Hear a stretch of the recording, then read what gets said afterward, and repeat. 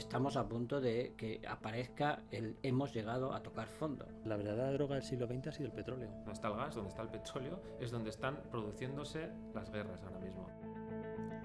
Atzeraldi ekonomikoak, politikoak, sozialak eta ingurugirokoak bultzatuta jendea eredu berrien bila hasia zen, 2011an Juan Topiko eta Idigo Calvo proiektuarekin hasi zirenerako. Eredu horien berri izateko 56 pertsona elkarrezketatu dituzte. Euskadi, Asturias, Madrilgo Erkidego, Gaztela eta Leon eta Kataluniako 40 ekimenetako ordezkaria guztiak. Este modelo está acabado.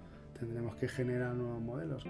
Ikerketa egileek ingurugiroarekin eta nekazaritzarekin oso konprometituta dagoen jendea ezagutu dute. Batzuk ari dira haziak etxean gordetzen. Ondarale bat baino ez dirudi, baina ondarale asko hondartzan egiten dute, ezta?